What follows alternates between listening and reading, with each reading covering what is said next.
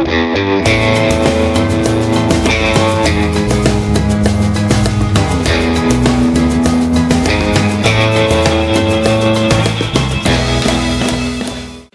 is this thing on?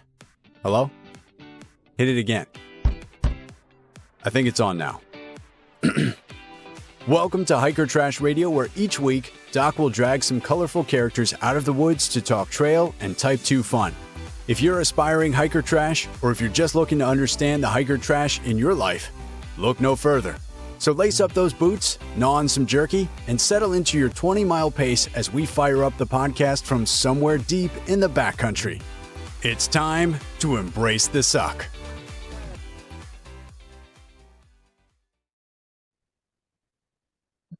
Welcome back to another week on the trail, dirtbags, hiker trash, and of course, good-smelling day hikers. I'm Doc, and this is the John Freaking Muir Pod. Hey, if you like what we're doing here, help us out. Leave us a review on Apple Podcasts. Help us move up the charts. And if you don't like it, well, just go ahead and keep that to yourself. All right, let's get to this week's guest, a married couple who are on their way to the Triple Crown. But that's not all. They're doing it with their kids. Welcome to the John Freaking Muir Pod, Danae and Olen Netteburg. How's it going, you two? It's going. It's going great. I love the good smelling day hikers. I thought it was just us. It'd be like every time we'd go by a day hiker, like our head turns to kind of follow them. That's right. I mean, you cannot miss them. There's no mistaking a day hiker because they smell so good. You can smell the soap on them. You can smell the shampoo in their hair. It's crazy. like, can we just kind of just rub off a little bit of that on us then? You might get arrested if you try that. Depends on the state. I've looked into it. Yeah, do your research first. Very important. All right. So, hey, where are the two of you calling in right now? Calling in from? We're calling in from the great state of Oklahoma, where I'm from. So it's awesome. We'll go with that. If you're not watching on YouTube, Danae's face just lights up when she talks about Oklahoma, and Olen's face does not quite light up as much. Gets a little red. Red with envy. Well, we don't actually live here. We've lived in Africa for the past 12 years. So we don't really have a home right now. We're nomadic and we're en route to California. Yeah. If you are actually watching, you'll see that we're sitting on the floor in front of a bed because we're bed surfing, not couch surfing, but yeah, staying with family as we're staging for our hike. Okay. Very good. Now, you two have some extensive trail experience, so I'm assuming that each of you has picked up a trail name along the way. We do. My trail name is Queen Bee, and Olen's is Spreadsheet. But our kids' trail names are better. That's true. So okay, hang on. Before you get the kids' trail names, let me just unpack the two names that I have in front of me right now, because I think it's very revealing, and I think very appropriate just from what I know of you in the last few minutes here. Queen Bee. So tell me how you got Queen Bee, Danae. Well, I kind of just liked the name, and I had a hat that said Queen Bee on it, and somebody tagged me with the name of it, and I was like, sure, I'll take that name. I mean, why not? That is such an incomplete story. It's not. Shit. I mean, I kind of rule our family, so that's, the real reason. We'll go with that. Yeah. I love having a married couple on because they can fact check each other in real time. So Spreadsheet, give me the complete story. For her? Yes. There's a G-rated version that she just gave. And the B in Queen Bee stands for something that doesn't buzz quite as well. Mm-hmm. I always have a good attitude. Always, yeah. Yeah, but she is the queen, so we'll go with that. You want to stay on the right side of the Queen Bee is what I was. You don't want to be stung. That I'm getting. Don't get stung. Very good. I'm so mean. So mean. And Spreadsheet, that seems to have like a logistics feel to it. Is that your strong suit? Well, definitely logistics. I don't know if it's my strong suit, but I do enjoy making a good spreadsheet. So, I mean, for the AT and the CDT and the PCT now, it's like a spreadsheet of kind of who we know along the way, and how far we've gone. So you can kind of punch in the mile marker every day, and it gives your averages and how much is left and how many miles a day you have to do to finish by this date and this date. And another spreadsheet with the weather, spreadsheets with our gear. Like he's downplaying it. He's really crazy at it. Anytime something comes up, it can always go into a spreadsheet. But when we did the AT, we had to do it in different segments at different times because we did it in 2020. And so we had a big spreadsheet that told how many miles we needed to left to be finished. And so it was kind of, but he didn't really have a name for the AT. There wasn't a lot of hikers around. And actually, spreadsheet he got last year on the CDT. It was very appropriate too. I mean, just the logistics side, there are a ton of logistics that go into the hiking with kids thing, because, you know, it's hitting all your kids' needs first and your needs last. And especially on the Appalachian Trail, because it was 2020, it was keeping up with, you know, the COVID rules that were always changing and different for every state, and sometimes within the state. And so it was making sure that we were being legit and legal everywhere we went, that we were doing things the right way, the safe way, the healthy way. And then most of the last half of the trail, we actually slack packed ourselves. We had 2 vehicles. So it was finding road crossings of a distance that the kids could cover, and then just making sure that we pieced every last foot of that trail together. So we skipped around a bunch, but we did eventually finish every last foot of the AT in 2020. Okay. And let's hear the kids' trail names. Let's hear their real names and their trail names and how old they are. So the oldest is named Lyle. He did the AT at 11 and the CDT at 13, and now he's 14. And his name is Blaze. He got that on the AT because the kids would have fun with the blazes on the trees, the white blazes, and they'd run and race each other to the next blaze and try to hit it first. And of course, he's the oldest and the tallest. Zane was, I guess, 8. It's hard to remember our kids' ages. Like, we got the first one. Isn't that enough?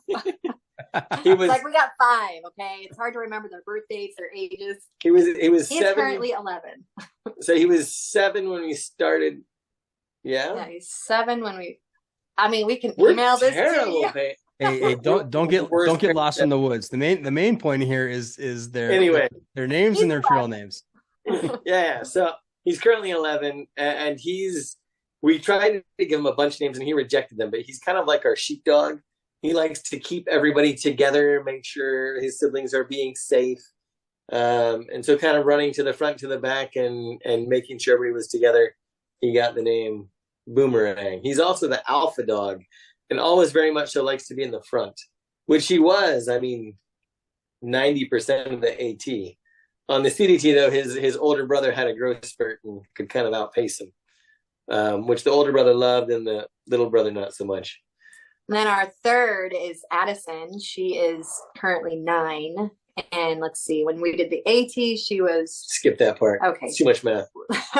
Anyway, she'll be 9 on the PCT. She was 6 on the AT. And her trail name is Angel Wings. And kind of, we were just playing around, running down the trail, and she likes fairies, and kind of just seemed fitting for her, running around with her arms spread out. And then our last is Juniper, and she is now 7, and her trail name is The Beast. The Beast. And she's a bit of a legend. She's a cute little beast. So she finished the entire AT in 1 year before turning age 4. No, she was 4. She was 4, that's right, before turning age 5. Yeah.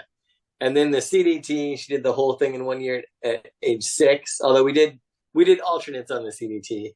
Didn't do the red line the whole way. Yeah. And then the baby was 8 months when we started the CDT. She's now 1. And her name is Deadweight. Is that her given name? It's on her birth certificate. Hey, we really had a hard time deciding in the hospital. It's hard to pick kids' names. So. I can see her in high school still going by Deadweight. Well, I would have thought with all your trail experience that you would have, skipped the whole trail name process, given name, trail name, and just gone straight to trail name on the birth certificate. We pretty much did. We did. Her middle name is Grayson for Grayson Highlands. So the Katahdin was a little strong. We tried for to a keep girl. Katahdin for her first name. We just couldn't do it. There was a lot. We had like 20 names for her list. We were still in the hospital, like trying to decide her name. And Olen had a list of like all the possible Appalachian Trail names because when we finished the Appalachian Trail, we were pregnant with her. And so we're like, this is our Appalachian Trail baby. That's another story. We don't need to go there.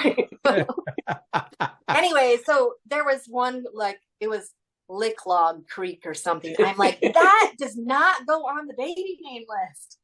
If we'd done the PCT, it could have been like Forrester Muir or there something. were some really weird names for the AT that I immediately crossed off. Well, I was going to say that she's lucky that she didn't come out with middle name Knob, first name McAfee. It's probably on the list too. It's true. Yeah. Yeah.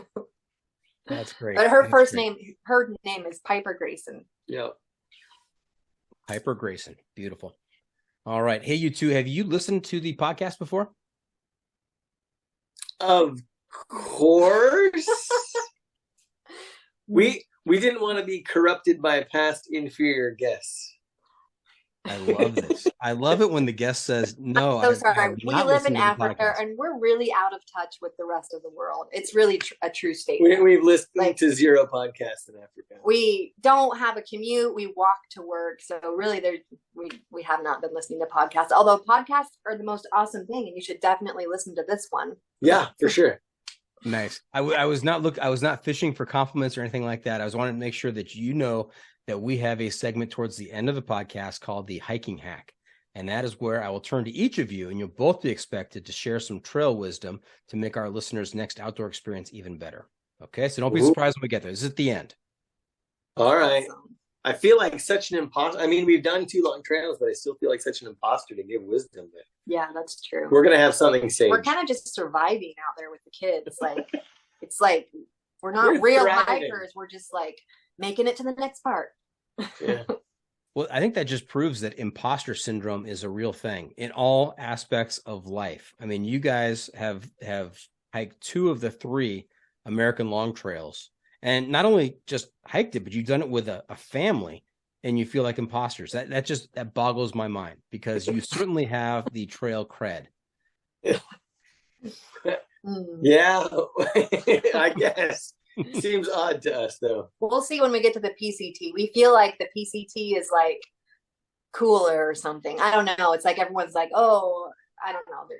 It's like we're not cool enough to do the PCT, but we'll see. Yeah, I mean, it's a West Coast thing. I think. I don't know. Maybe it's because I'm from Oklahoma. I'm nervous. Like it's super not a given, right? I mean, just because you've done the CDT and the AT doesn't mean that you have some right to finish the PCT. Yeah, especially in the snow year, and there's just all sorts of badness this year. Like we've been super lucky that we've finished 2 long trails with this many people, and nobody's gotten injured. And we're gonna push our luck and try it for another one. That's right. Knock on wood. You don't start, try. So that's right. Try. Knock on wood. Everybody's just one ankle sprain away from getting off. Yeah. Well, actually, Olen had an ankle sprain on the AT, and then he's just really stubborn. So he just hiked for the last several months on a very badly sprained ankle. Just me and ibuprofen. But I mean, he was like, I can keep up with the 4-year-old. So right. That's the thing. When you're hiking with the 4-year-old, like nothing will stop me. Like all I got to do is keep up with that one. Sure, put more weight in the pack. Yeah. All right. Hey. Trailblazers Toolkit. That's right. It's time for the Trailblazers Toolkit, sponsored by the ultralight backpacking gear company 6 Moon Designs. I love to talk about gear on the podcast, and I love to hear about the most important item in my guest adventure gear.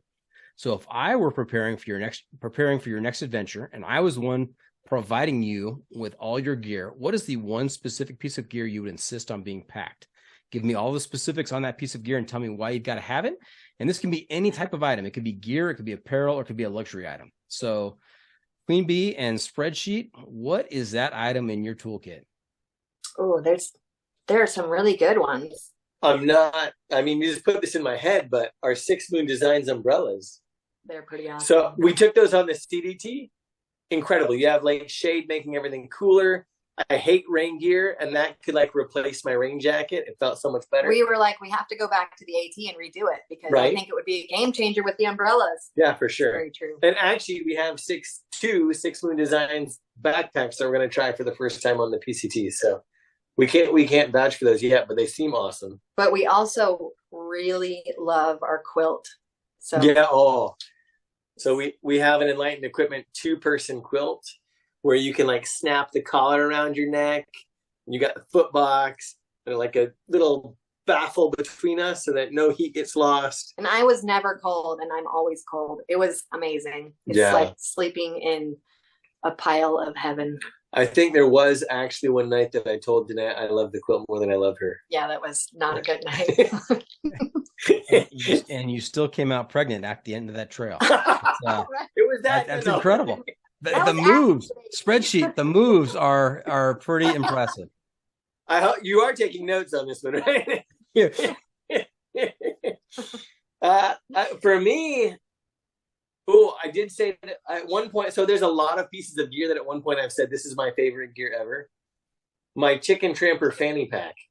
I've got a big old 4-liter fanny pack. True. So before the CDT, I was like, these fanny packs are dumb. They're stupid. Like I was seeing everybody hiking with them, and I was like, don't they get in the way? Like your legs smack into them.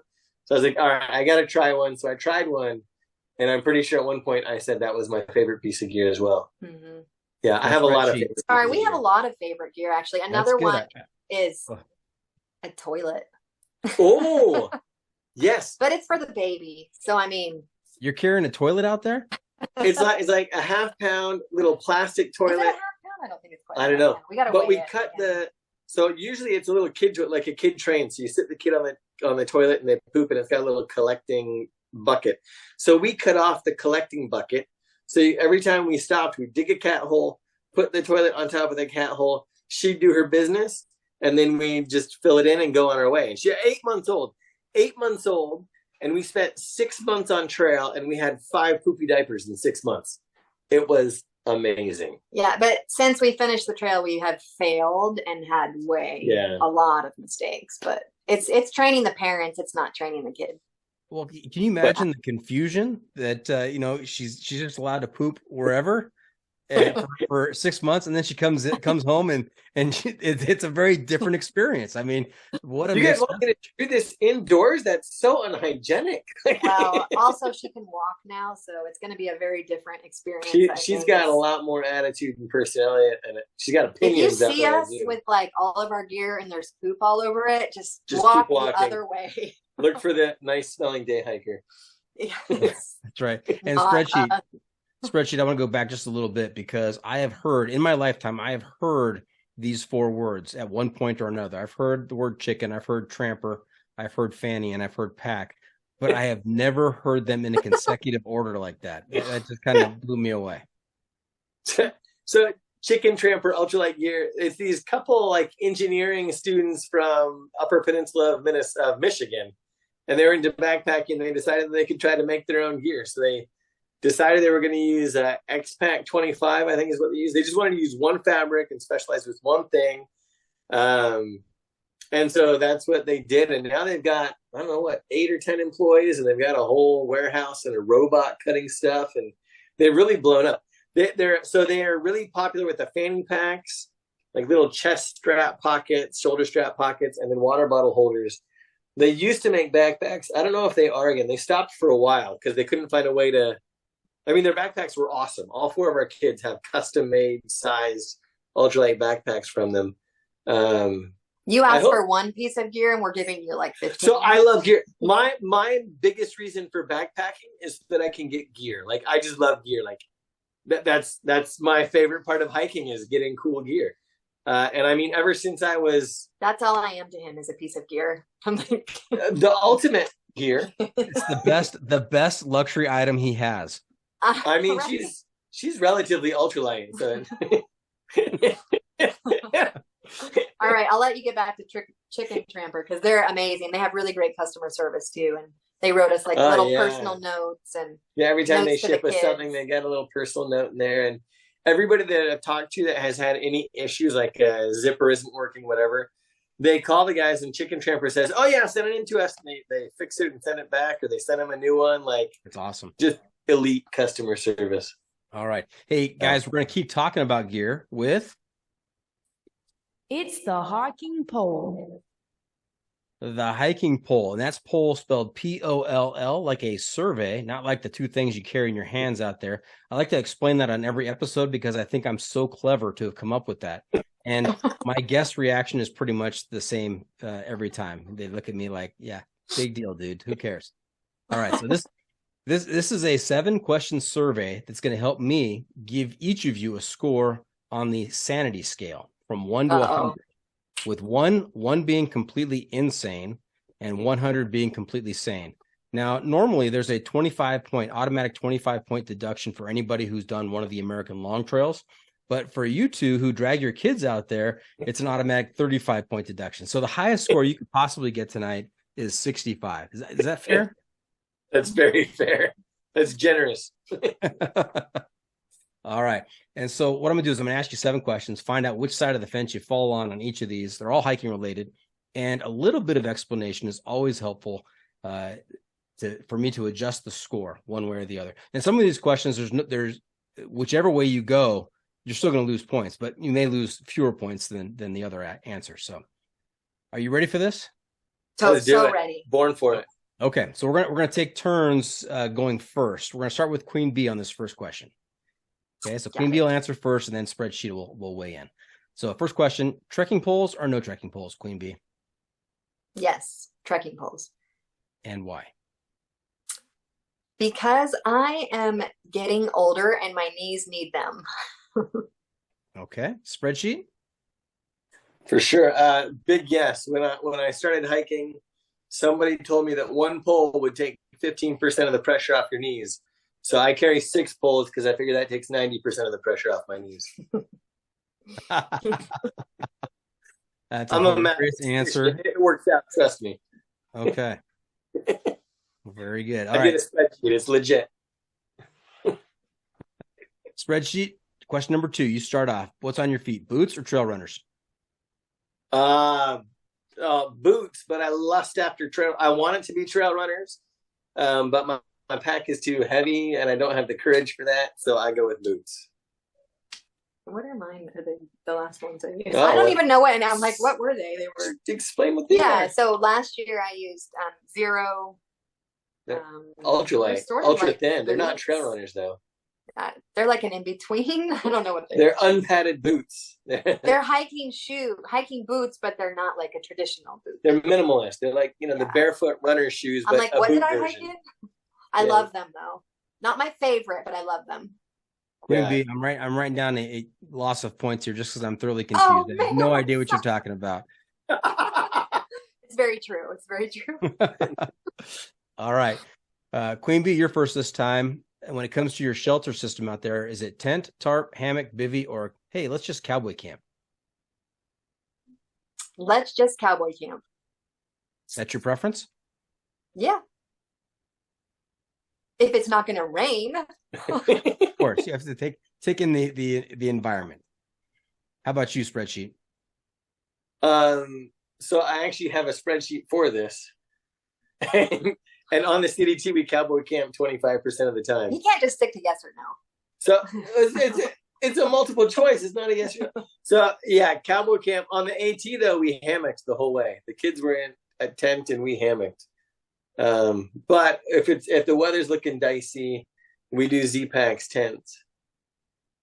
So we talked about the idea of hammocking the PCT, but with kids and sometimes you just can't really power through to the next trees. You just got to pick a spot. So we're doing. So I guess some of that depends on, do I have the kids or not too? Because sometimes the baby can crawl away, and I do feel a little more comfortable if she's in the tent. Yeah, if we're by water, Danae wants. But I like to get going in the morning if we can, and it takes us a long time to get going. We're not like early risers, so it's like any little thing we can do to get us going will help. And cowboy camping definitely helps get us going. Yeah, Queen Bee, that's very comforting to know that you take into account your baby crawling away. The safety of my children. That's right. Once in a while, you factor that in. I don't want her to run. Like, if we're camping by water, we're gonna camp in the tent. Yeah, smart. I'm not that insane. Yeah. No, I'll be the judge of that, Queen Bee. Okay. By definition. And is it a 2-person hammock? Oh, so when we started, we were in a 2-person hammock, because it was going to be romantic.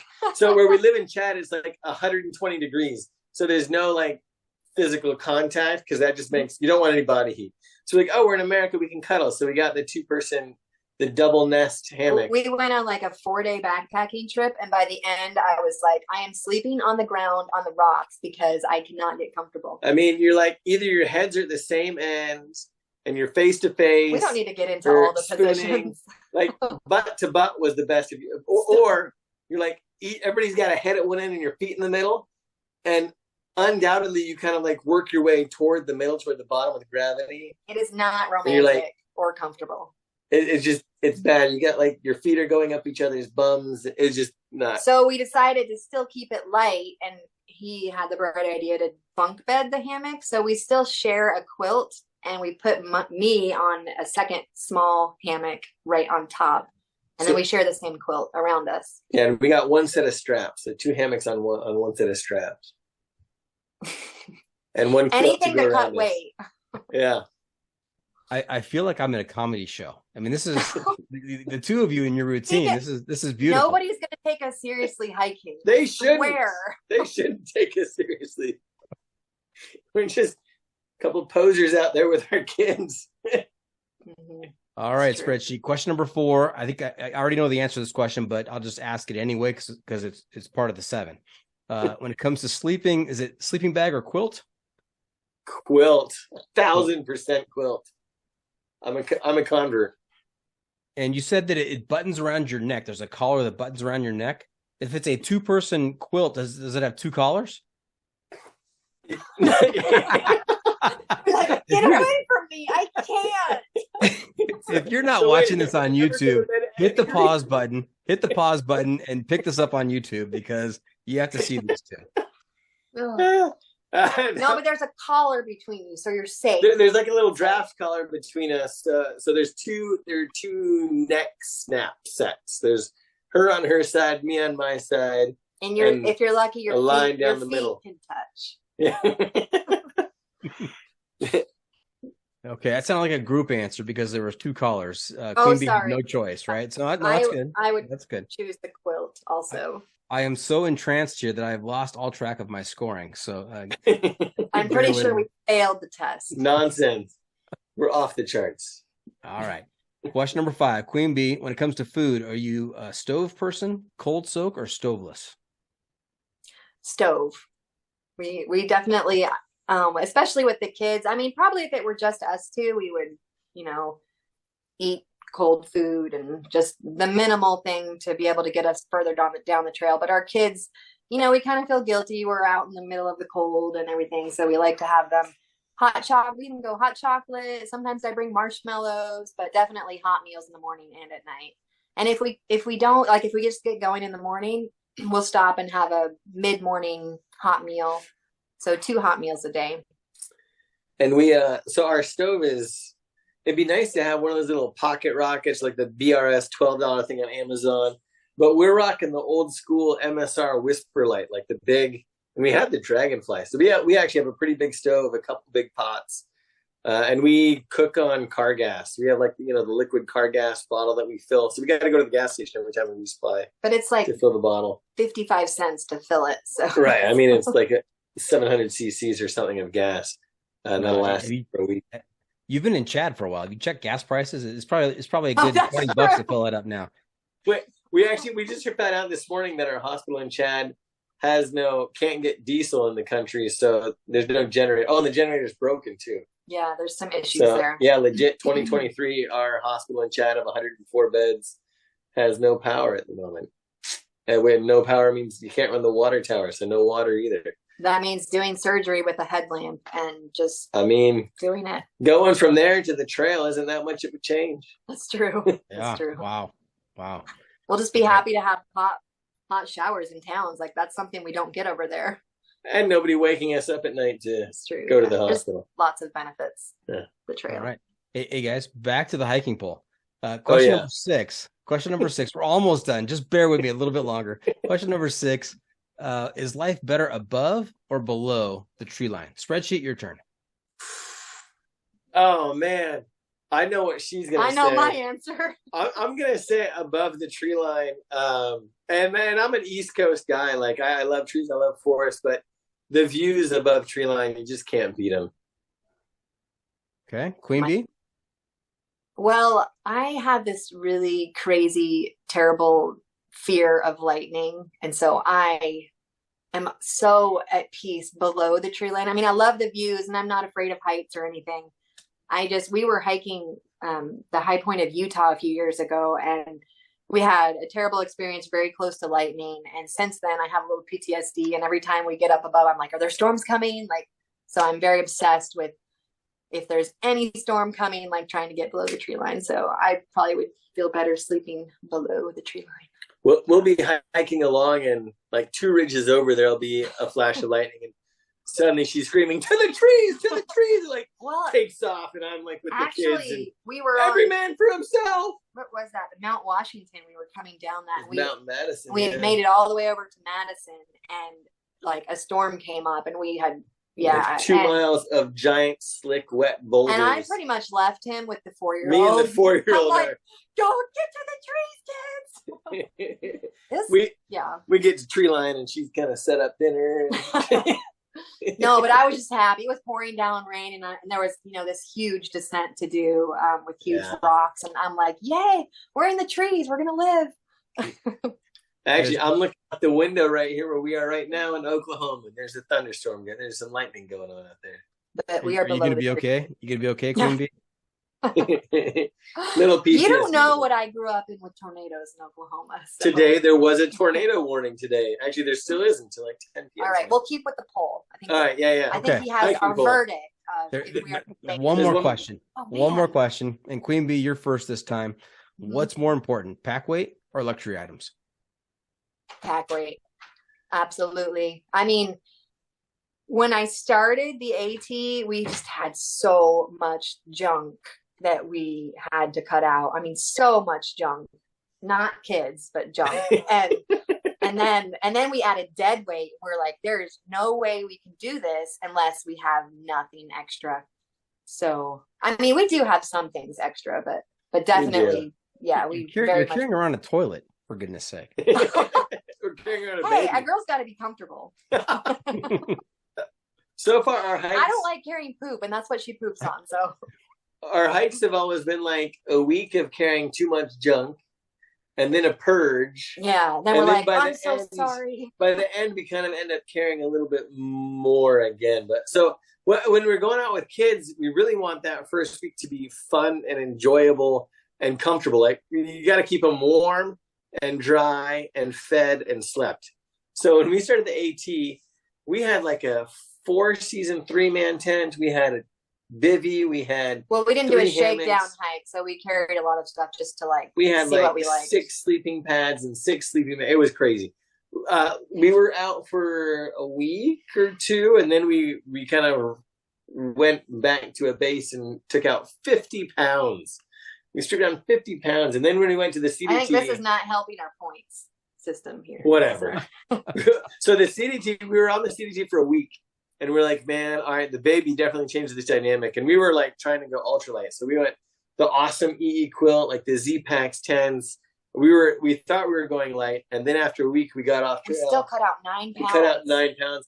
And this is me like cutting the tags off the clothes. Like we did. Going OCD, just cutting off every excess thing I could. Like all the packs. I had 2 fleece pajamas for the baby just in case, she spit up or pooped on one. No, we went down to one, and there's nothing extra. And I had this beautiful brand new Osprey, like this giant Osprey 85-liter pack, and I'm just like hacking the straps off, and I'm like, sleeping bag compartment, I can cut that separator out, like just cutting off everything that I could find.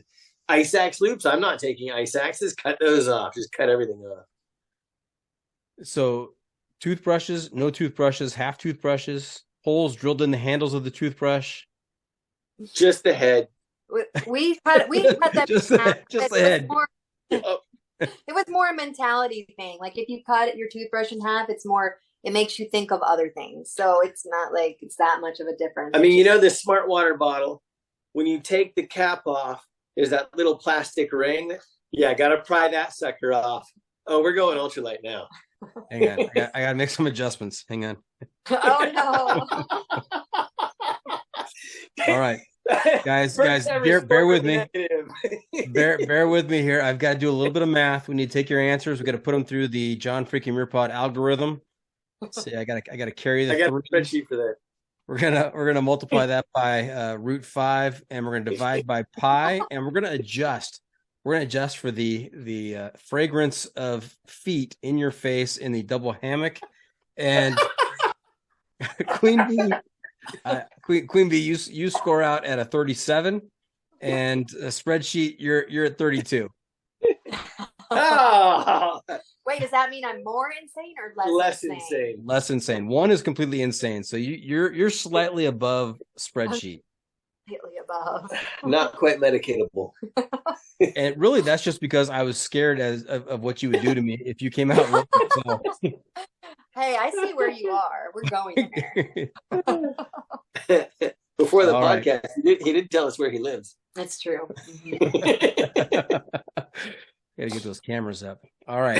Hey, before we get too far down the trail, let's back up a little bit. I would love to hear about where each of you grew up, what kinds of sports and hobbies you were involved in as kids, and how you got involved in a thru hiking cult. And also, please include, how did the two of you meet?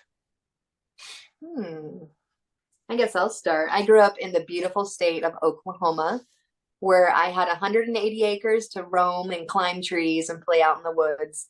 So I love being outside. And I grew up doing gymnastics and sports, and college I started climbing, but I never really did much backpacking. I mean, I did some, I guess, but not like, I never was like, I'm going to do this long term when I grow up. And then we actually met, and then you can talk about how you grew up. Raised by wolves. I grew up in Southwest Michigan on an 80-acre apple orchard. And I was mostly I was very social. So team sports, basketball, baseball, football, volleyball, whatever. Anytime I could get friends together, I wasn't really much for solo activities. But then junior or senior year of high school, you could get a PE credit for going backpacking for a week. So we went with a school group, and my buddy and I decided we were going to make a challenge out of it to either go super heavy or super light. And we realized that we were broke, so we went with the super light option. So we shared a backpack with a base weight of 12 pounds, carried like an external frame pack. So he carried an external frame pack. I carried all of our clothes, which were all cotton. I don't think we had a water filter. We didn't have a stove, but we still brought ramen and just crunched on it dry. We just brought a tarp that we wrapped up in like hot dogs, like pigs in a blanket. He's laughing at this, but he tries to get us to change to this way all the time. So I'm the reason in the two of us. She is the reason. Yeah. I'm constantly saying, no, that's not going to work, or no, we're not doing that. But Spreadsheet has his ultralight spreadsheet with those items on it. That's right. I do. But we met while we were in medical school, actually, in Southern California at Loma Linda. Yeah. She was up in front talking to the whole medical school about a summer trip that she had taken to Ethiopia. And I legitimately turned and said to the guy beside me, Nathan Stockamp, I said, I'm going to marry that girl someday. And then I did. That's a lovely story, isn't it? There's more to it, but I think you have to meet us in person to get to know all the story of it. She turned me down for a movie.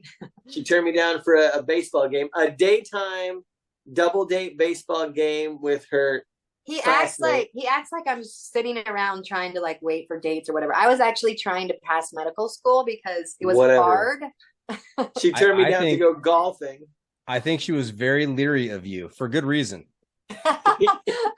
So then finally, like a big group of us were going out for a weekend camping, and she agrees to come.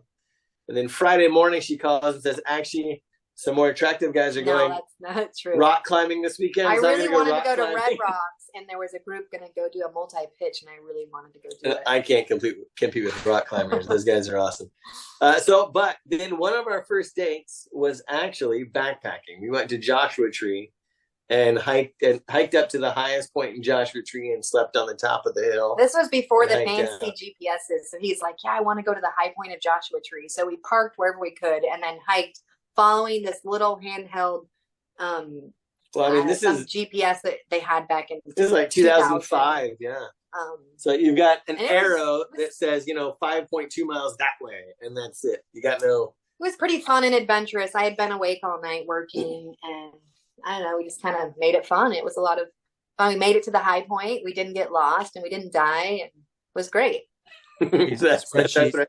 Spreadsheet, I know where you're coming from, because my wife, my very first word, her first words to me, first day of high school, we had the same class together. I walk into the classroom, first day of school. I see her sitting there. There's an empty seat next to her. I go and I sit down in that empty seat next to her. I'm looking straight ahead, and I can see out of the corner of my eye that she's looking at me. And I'm thinking, okay, all right. And she says, "Excuse me," and I'm like, okay, I'm golden.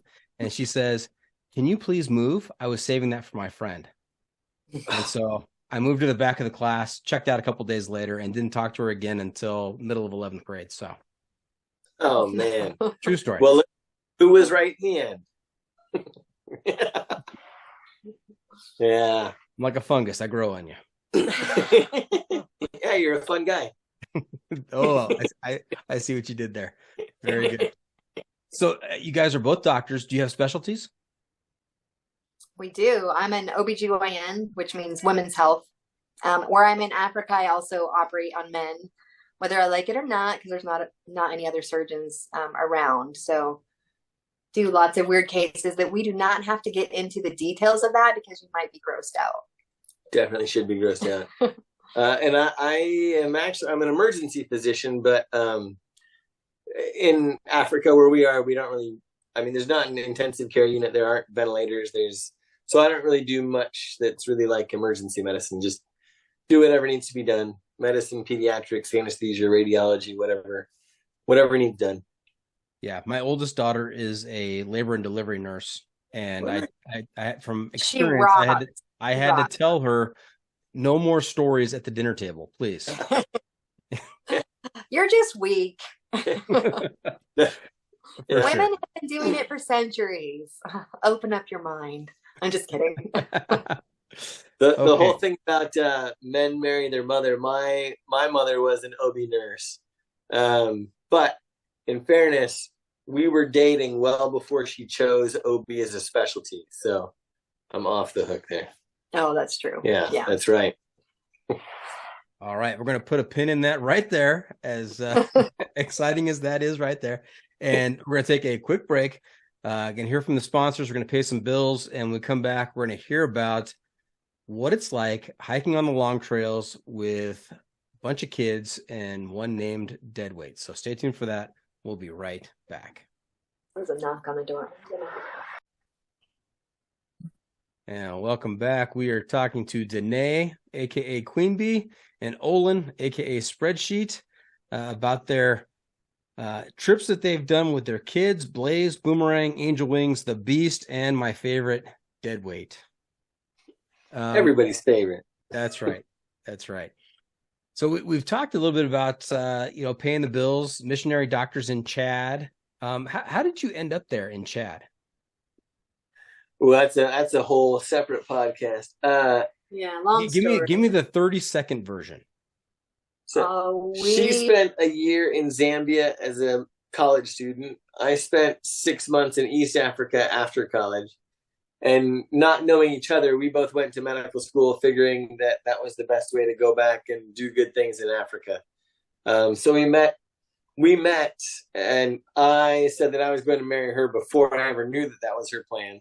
So I wasn't too jaded. But then when I saw that she was pretty hot, and it worked out. We're over 30 seconds here. It was a solid marriage of convenience. Yeah. I have to say, I don't think I've ever met a more perfectly paired couple.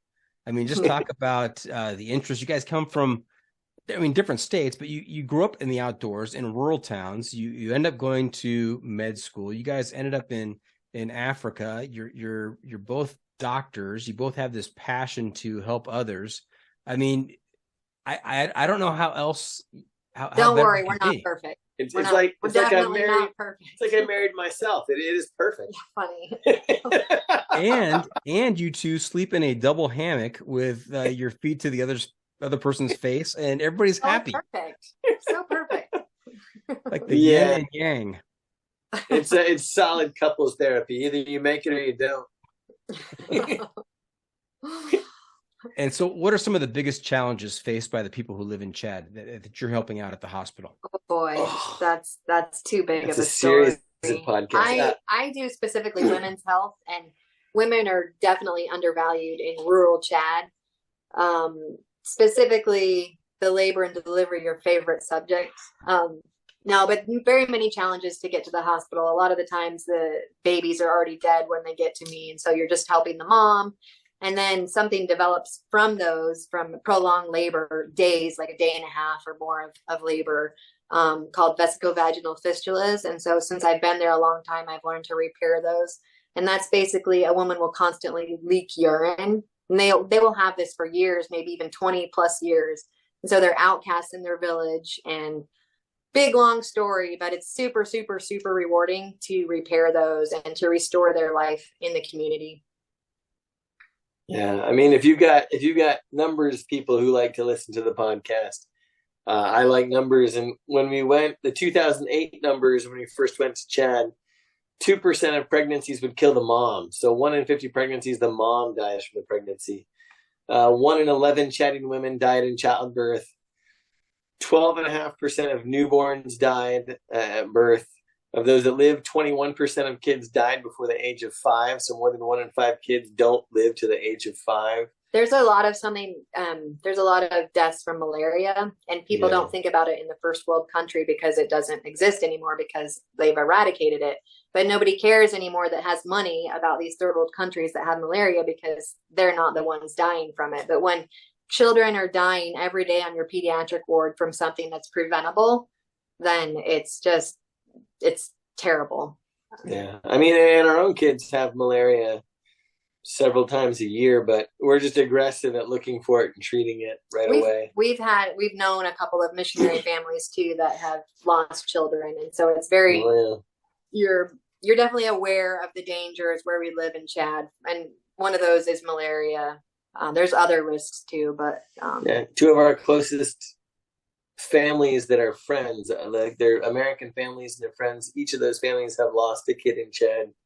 One was 6 months old, one was 4 years old. Both times malaria. So we always carry malaria meds with us when we come back the first month because you're more likely to get it in the first month. So when we're on trail, we're going to be carrying malaria meds just in case the kids get it. But then it's something different about being out on trail because in Chad, we come inside when it gets dark because that's when the malaria mosquitoes come out, and we sleep under mosquito nets. But then when we're out on the trail and we can cowboy camp without a net, or we can just be outside and look at the stars, it's so different. And you don't realize that unless you've had to be inside or you're under a net or something because of something that can kill you, like a tiny little vampire called a mosquito. And it's just very freeing when you're out on the trail because you're like, oh, I can be outside and look up at the stars. And it's a wonderful feeling. Well, thank you. And congratulations on all the great work you've done in Chad. That is quite moving. I mean, hearing you describe what goes on there and the two of you devoting significant portions of your lives to dealing with that is just so impressive. It's rewarding in its own frustrating way. It's super rewarding, and it's also challenging because people are like, oh, thank you for what you do. But then when you're there and then you're leaving, and we just left after 12 years of service, and it never really feels like enough because the people that are there, they can't get away. And the locals that are working in our hospital, they're amazing, and they're providing service for everybody. And it's not like they can just leave. And,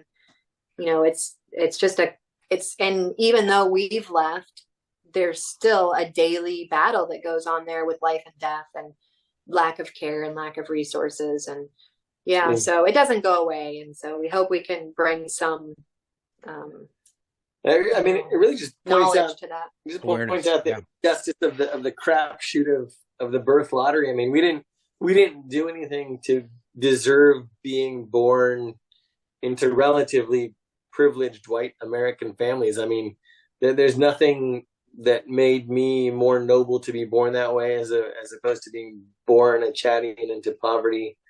But at the same time, I mean, people there are happy. They're living life. They're smiling. They're laughing. They deal with a lot of challenges that we don't. Also, but, they still enjoy We've life. also said women there are amazing. You notice I say women. I mean, men, they're amazing too. They live hard lives. But the women carry like 100+ pound loads on their head every day. They're not like out proving something for a backpacking thing or anything, not trying to get in some magazine. They're just living, trying to go home, go to the market, and they're very, very strong. And they sleep outdoors on the ground all the time. I mean, they could so one up everybody on these long backpacking trails, just carrying stuff on their heads and like hiking forever. They'd laugh at water filters. And we'd be all out trying to hike up some mountain, and they'd just be like skipping up it with a load on their head. Now, Queen Bee, please don't feel like you have to justify your comments about women. I'm a member of the male side of things, and I know how crappy we are. So I mean, it goes without saying, that you got it exactly right. So don't worry about that. Hey, let's turn our eyes to the long trails. I want to know how parents of 4 at that time, 4 little ones, 4, 7, 9, and 11, decide, you know what? Hey, it'd be a good idea. Wouldn't it be a good idea if we just got on the trail and walked for 2,200 miles on this thing called the Appalachian Trail? I mean, how did that all come about?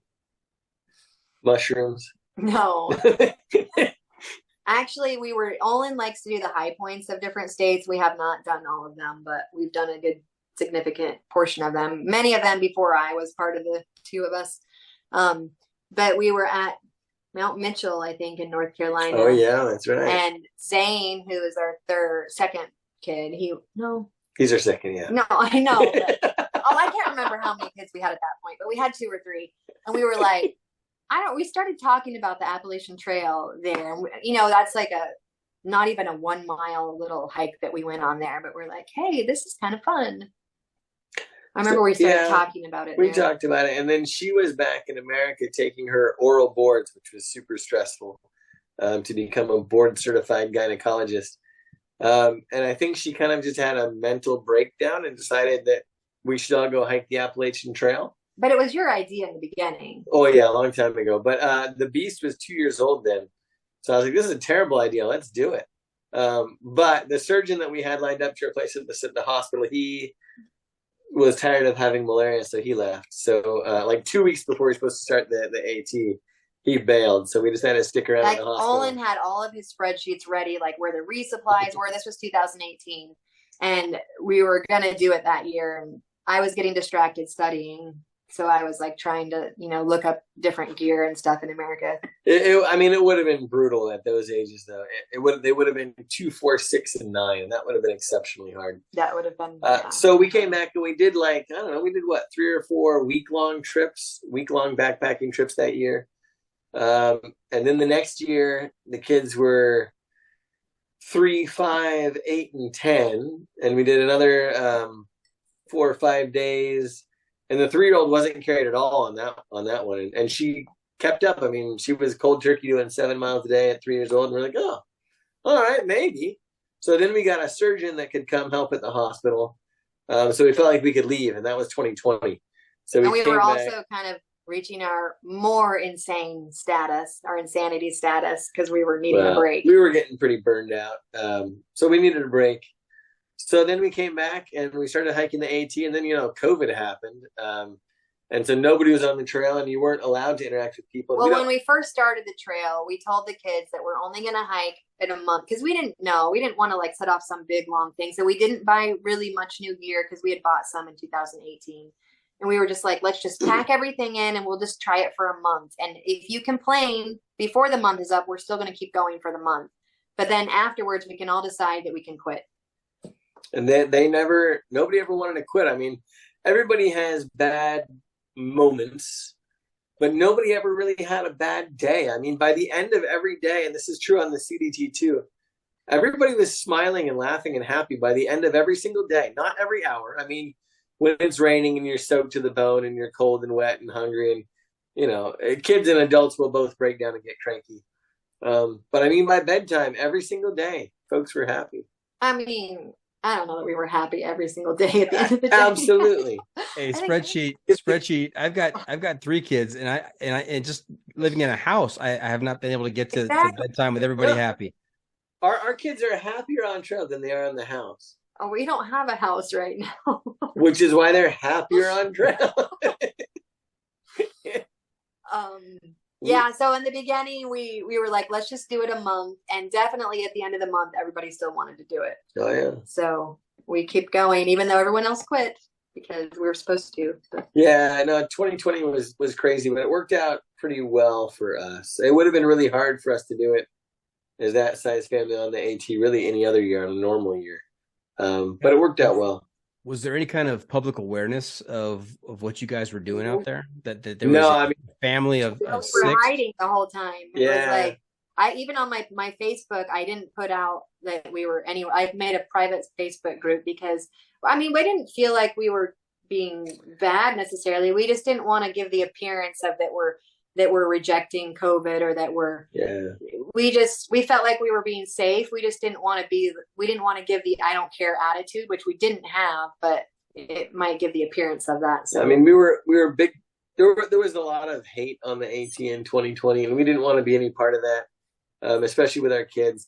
And I'm an emergency physician, and the ER doctors were frontline on that whole COVID pandemic. And there's a Facebook group of like 26,000 ER doctors, and I'm talking to them. I'm saying, hey, do you guys this is like a once in a lifetime pandemic. That should I be coming to work and helping, or should I be getting off trail? And all the ER doctors were actually like, nah, you're out there, you're in the woods, you're with your family, you're not socializing with other people.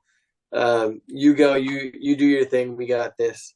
And they were very, very supportive.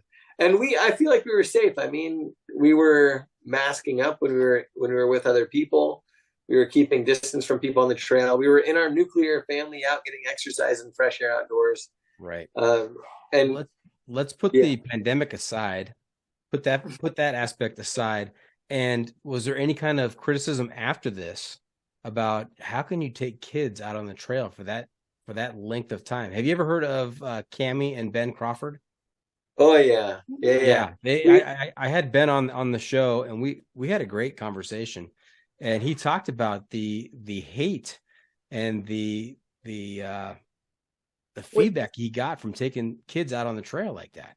we give him all the credit because I think he took all of the hate for us. It was a nice lightning rod. And that was 2 years before we were out. And then, I mean, nobody cared about us. Nobody even really knew that we were out there. Well, yeah. And then, I mean, I think people who maybe told us to not do certain things were our friends who posted anonymously on our blog that tell us to take our kids out of Africa.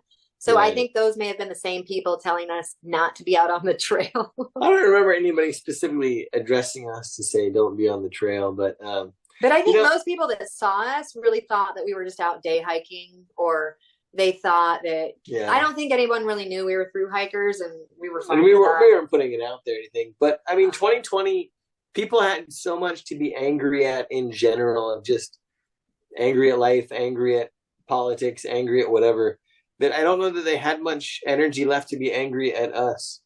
This one person on Facebook last year, we were in the CDT group, and I wrote something, I don't remember what, but they were like, that's really selfish of you to bring your kids out because you might use up the emergency rescue groups, blah, blah, blah, blah.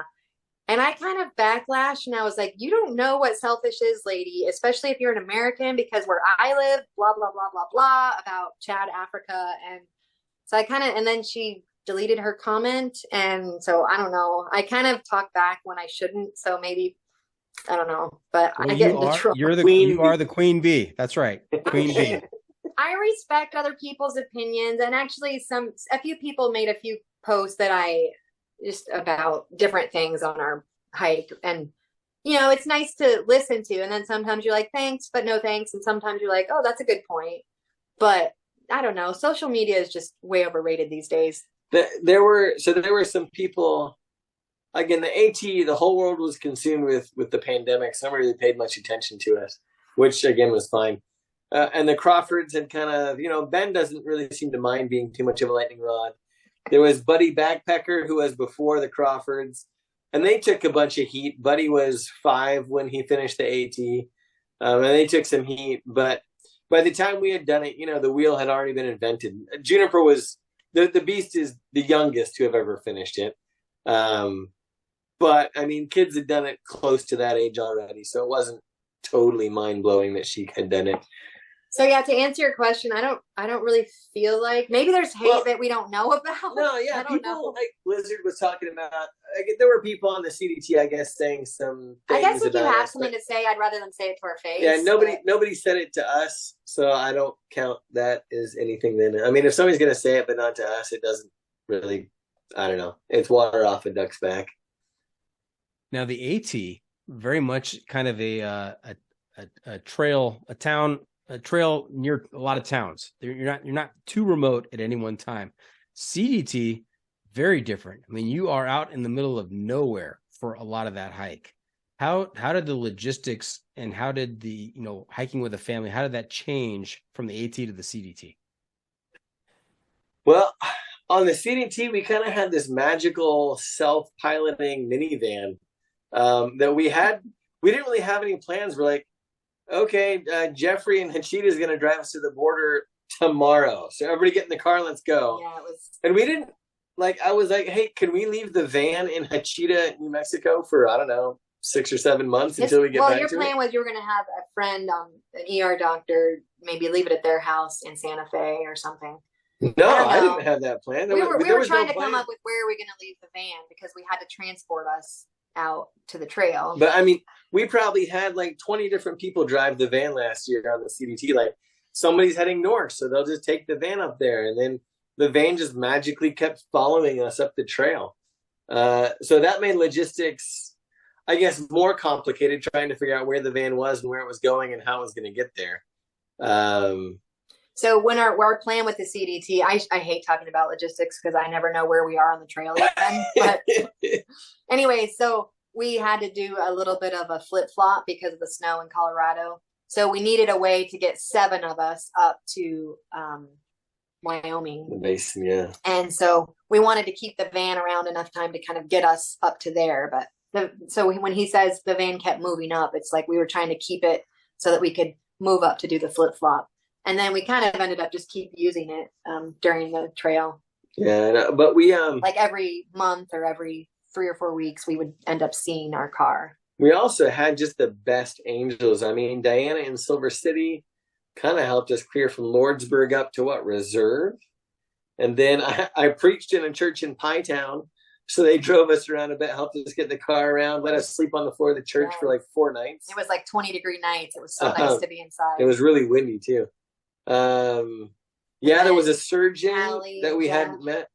There was Hallie and Jeff. Hallie sadly suddenly just died a couple months ago. Trailing. But they were in Alamosa and they were trail maintainers. They had a 19-mile section in the San Juans. Somebody let us use their condo in Copper Mountain. Just amazing. Somebody paid for an Airbnb in Steamboat for a couple nights. Things just.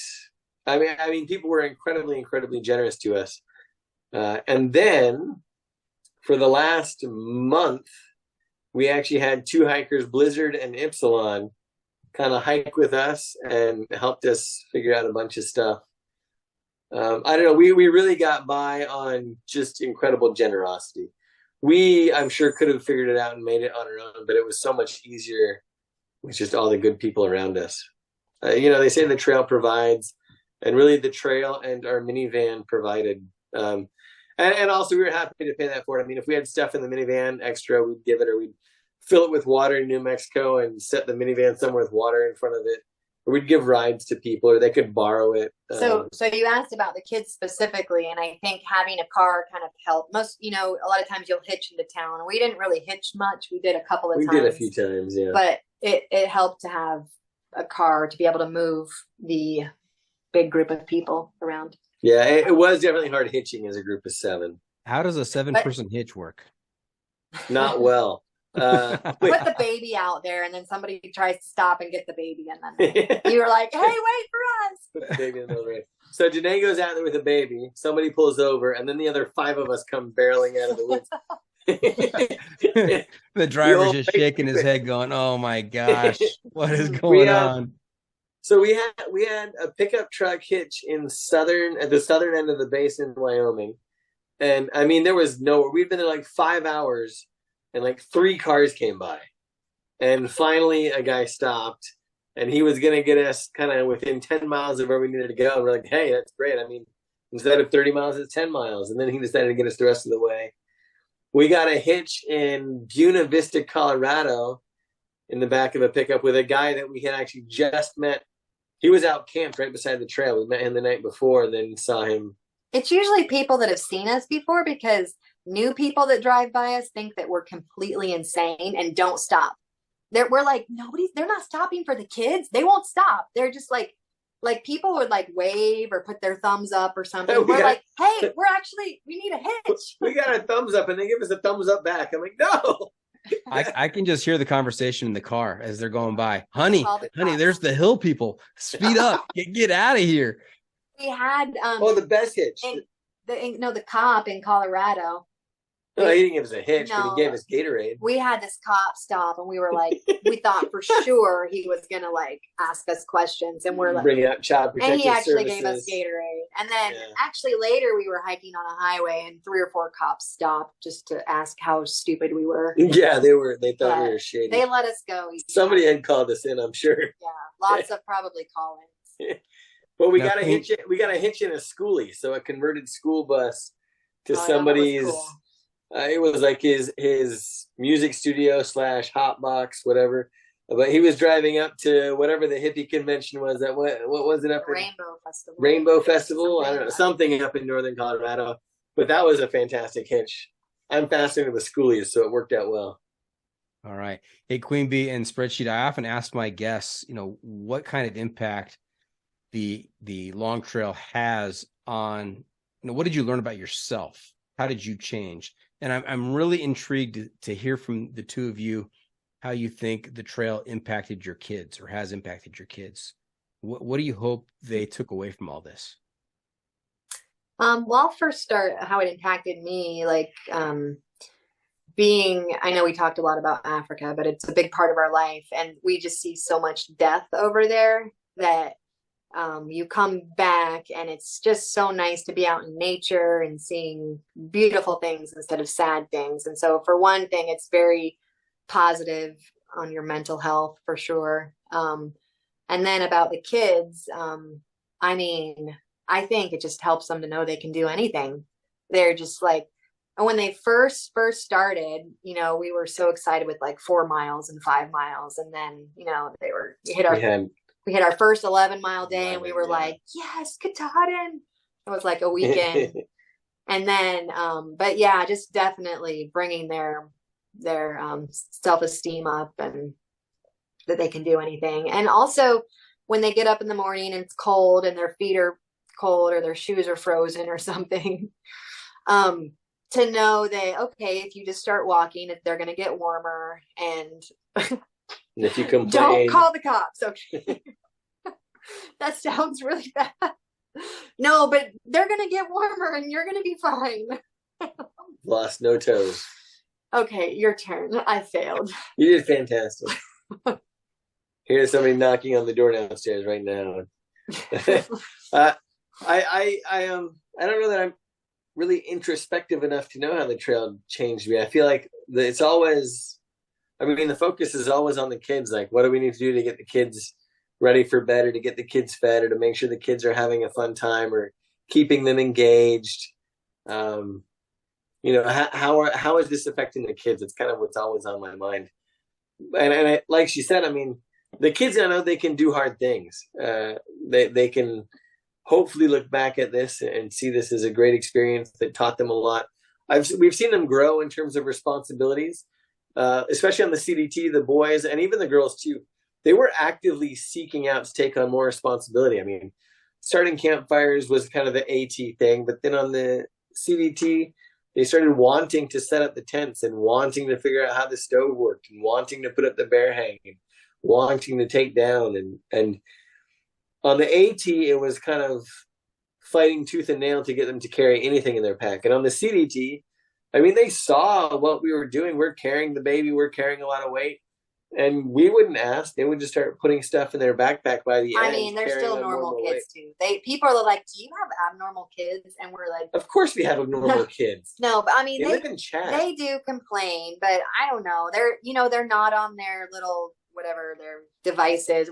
We did get them iPods, but they're not on their devices all the time. They're actually out looking at nature and looking at scenes and different things. So I feel like it's very healthy for them. Our kids are very abnormal. They have both nature and nurture. But they do still complain, and they're still kind of normal because, they're just normal kids, but they're more normal than their parents. Well, I'm gonna share a concept that's not mine. I didn't come up with this, so I'm not taking credit for this. But a lot of people out there are always waiting for things to get easier. They're waiting. I guess just kind of a normal frame of mind. If I wait a little bit longer, if I learn a little bit more, things are going to get easier. I can't wait till life gets easier. And the truth is that life never gets easier. We just get better at doing hard things. And it seems to me by doing these huge hikes as youngsters, that your kids have gotten a jump start on doing hard things better already. I mean, maybe, or they're going to revolt against us and never want to do anything hard ever. They're not rebelling yet. No, it was interesting. They were the ones kind of pushing for the CDT. So when we were finishing the AT, it was just a few days to the end to getting to Georgia. And I actually pulled out some, what's the website? Halfway Anywhere, I think. And they had, one guy was writing like why the PCT is better than the CDT. And another guy who's clearly his friend, I mean, they have this comedy between them, was writing about why the CDT is better than the PCT. And so I'm reading this to the kids. I read the one guy's article and then the other guy's article, and they got kind of excited about the CDT. And so, I mean, it was not a thing where we had to talk them into the CDT at all. Same thing for the PCT. I mean, we told them on the trail, everybody's like, so, okay, you're doing the CDT, so you're doing the PCT next. And I mean, it was always, well. I mean, it really does help to be around other cool hikers because, they have these dreams, and part of the dream is the Triple Crown, which we would be very fortunate to be able to do. But, you get around other hikers and they start talking. And so it's kind of fun. No, but there was no effort needed to motivate them. Are the kids all in on the Triple Crown? Yeah. Mm-hmm. Yeah, for sure. Even dead weight? I mean, she's saying, hey, she's holding up 3 fingers. That was like her third words, Triple Crown. No, she's the wild card. So really, as an 8-month-old, she was pretty easy. I mean, you put her on the toilet when you stop, and you put her in the backpack when you're walking, and then you put her on the boob at night. I got no sleep. I slept great. But then, which is why I was probably cranky. But now, I mean, I don't think it's going to be harder because she's not going to want to sit in the kid carrier all day long, and she's not going to want to sit on a toilet when she's going to want to run around and be a normal 2-year-old. But so we've changed things up. Olen's a much faster hiker than me, so he is going to carry dead weight now, and he's going to maybe hike ahead and then let her out and play. And I don't know. We'll see. We're playing it by ear. She's definitely the wild card now. 2 is going to be much harder than 8 months. Well, big kudos to you. Can you share a favorite memory from each of the trails? One particular moment that really stands out for you? There's so many. Katahdin was awesome. We didn't finish at Katahdin, but it was a pretty epic day. We made it about maybe a 27, 28-mile day because we went from outside the park up to the top and then back down to outside the park again. In one day. It was a real big day. It was like a 22-hour day. Now for sure we're bad parents. But it was a huge epic day, and it was just really big day for the kids. It was a bummer that we didn't actually finish there. We still had like 900 more miles to go, but that was just a really phenomenal day for us. When we finished Katahdin, we had we hit 1,300 miles there, and so we had the rest of the AT to do. But we had the easy part left, so we felt like we could finish at that point. We're like, we kind of just did the easy part. Yeah, we had done the Whites, we had done Maine. It was all downhill. There are so many favorite parts for me, but I guess I can put a group of favorite days. I really, really like the Wind River Range in Wyoming. Yeah. And I wanted to be the cool mom. Like, we're not always the cool mom, and so the cool parents. But and I hate cold water, but I was like, I'm gonna be the cool mom for once. So I decided, and it was my own stupid thing, that we're gonna jump in one lake a day. So we get in the Winds, and there's tons of lakes there. And I was like, oh well, let's just go swimming a lot. And I hate cold water, but I'm gonna force myself to do it. So each one of us, once a day, no matter where you like, just whether any lake, it didn't matter what lake or what body of water, you had to get in water once a day. So we did every day in the Winds, we all jumped in the lake, wherever it was, and it was freezing cold. And one time Olen was in this really freezing cold glacier melt, and him and Juniper jumped in, and I saved it for another lake that was less cold, a warmer body of water. But it was super fun, and I pretended to be the cool mom. The cool mom. And I love Spreadsheet's comment. I've never been the cool mom. No, but the kids really loved it. And I think if you are trying to help your kids have fun, you'll kind of do anything for that. Yeah. Making sure the kids have a good time it's 90% of our energy. Did you learn anything new about your spouse on these trips? I hadn't before known what she smelled like after a week. I think there was one time we did like 10 days without a shower. Although we did jump in a few lakes, but that was, yeah. We got right. That's not a very good memory. No, we've been married. Well, we've been married for 13 years when we started the AT already. So there weren't many. Victoria didn't have many secrets left. Mm-hmm. Funny. No, I did. Olen is very good at not complaining, and when he twisted his ankle in the whites on the AT, I thought for sure like maybe he was going to drive and be a support, and we talked about maybe I would hike, but it's just not as fun if you break up the family. So he took one for the team and started hiking with a twisted ankle. And yeah, he's just always one never to complain. So it's kind of nice. If there's somebody that's going to complain, it's going to be me. So I try and hold my tongue.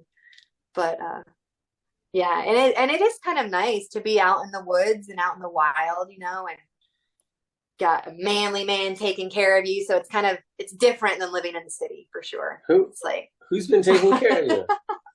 You, dear. You're the manly man. Oh, yeah, that's me. So, it does spice things up a little bit when you're out in the woods and you're... I just love when I get to be manly. And, there's grizzly bears and there's lightning and there's cold and all those things. So it's very kind of primal when you're out in the woods with the elements. Primal. Love it. I'm always on the lookout for an episode title during our interview. It's kind of like the trail name for the episode, and I think I've just stumbled across the trail name for the episode: Getting Primal with Queen Bee. Nice. Getting Primal. I think we should stop before we. That's what we call it when you hit day 7 before a shower. Getting Primal. Yeah, that's Getting Primal. All right, hey, you two. You know where we are right now? I don't. Yes, based on my experience of listening to this podcast weekly. Of course, we're at you tell him. Yeah, we're at the part where we give advice. Oh, look at you. No, we are. I was listening. Hiking hacks. That's right. It's time for the hiking hack. That's where you guys get to share some trail wisdom with our listeners to make their next outdoor experience better. So, ladies first, Queen Bee, what is your hiking hack? Well, I learned from another awesome woman hiker to prevent blisters by using Leukotape. And probably most people know this, but we didn't know it when we started, and we were trying to use like moleskin that kept coming off and blister band-aids and all that stuff. And so the AT are our feet were wet a lot. And so Leukotape, you tear off a little piece and you wrap it around your toes, and you can leave it on for like a week, even when you're nasty and gross. So it really, really, really helps. And even on the kids, they did really well. And we actually, I don't think any of us had blisters on the CDT, but that is a hiking hack that many people may know, but if you don't, it really, really helps. Okay, and we get 2 for 1 bonus because we got 2 of you here. So Spreadsheet, what is your hiking hack? Oh, what is my hiking hack? My hiking hack is never work with children or animals. I don't know what. When sleeping in a double hammock, make sure you sleep butt to butt. Yes, that's right. That is the preferred position for all involved, and don't have a beanie supper.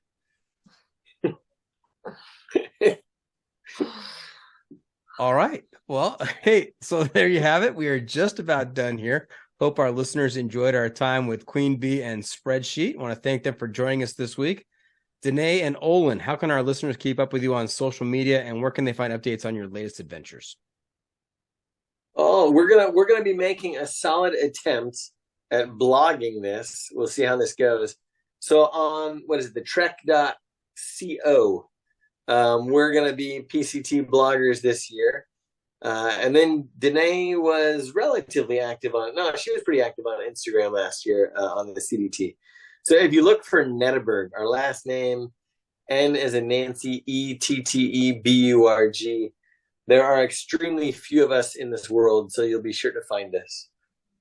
Yeah, I really like taking pictures, but my phone is still pretty full right now, so hopefully we can make some space before the PC. We legit have 140,000 pictures in our iCloud, so she can't take any more pictures. Her phone. I'm just gonna take in the beauty of the PCT and not take any pictures. If you put any more in that cloud, it's gonna start raining. That's a lot of pictures in the cloud. All right.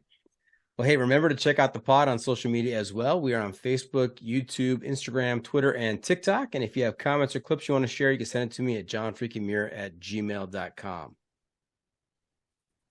Off the beaten path. Now, unfortunately, we can't always be on the trail. And when we're not, we need to find a way to get our adventure fix. Danae and Olen, I'm going to ask you to share some outdoor adventure media with our listeners to help them get by. This can be a book or a movie or a documentary. We call this segment Off the Beaten Path. What do you have for us? Oh, what was the name of Harvey's documentary? That would be a good one to fit with our above the tree line, maybe. So if you look at Harvey, what's his last name? Sutton. Harvey Sutton. Harvey Sutton, their family friend made a documentary. We've seen it. Really, really, really professionally well done. Harvey was 4. He was 5 when he finished the AT. So it kind of gives a glimpse as to what it's like to hike the AT with a very little person. Above the trees, something above the tree line, because he was 5 and he got permission to go above the tree line on Katahdin. Yeah. And also, it should be coming out soon. It's not out yet though, but be on the lookout for that. And I am not a big reader, but I read a couple of books by Heather Anderson, and I just could not put the books down. So all of her books really, but really loved the last one. The one that I read last was Thirst, so it got me excited to go to do the PCT. She's so impressive. Yeah, for sure. What have we not asked you? By the way, that's my daughter, half calf. She thinks that she's English. I'm not sure what accent that is, but before we wrap things up, just one more segment for you called "What Have I Not Asked You That You're Dying to Tell Us About?" What do we miss tonight? I think you got a little too much detail, but I just like to give a shout out to all the other families. There's a lot of families that are hiking different long trails this year, and it's kind of fun since we've been in Africa and I'm just on social media. Just the Daly family, they did the part of the PCT last year, and now they're doing the AT. And then there's a couple of groups that are doing the AT this year, and it's just really fun to see other families out there. One is with a baby. I forgot her name now, but she has a 1-year-old and also an 8-year-old. And then there's another family that's really huge that somebody just referred me It's like to that 32 she has feet like up. 15 children. I think they're So called 32 feet up. we're not the only weird, strange ones out there. There's lots of other families. No, they're really hiking. yeah, they're cooler than we are too. Yeah. So so keep a lookout for them. Okay. All right. We are finished. Thank you for coming on the podcast, Queen Bee and Spreadsheet. I love the names. They really fit the two of you. We wish you the very best on the PCT, and we hope you'll come back and tell us all about it on a future episode. Can we get that committed to right now? I'll sign. I hope that it's longer than a week long hike. Yeah, let us finish first. All right. Well, hey, thank you for tuning in. Always remember, the trail is the trail. It doesn't care if you want to go downhill. It doesn't care if it's almost dark and you're looking for a campsite. It doesn't even care if you've had to carry the toilet for dead weight all day long. The trail is the trail. Embrace the suck. Yes.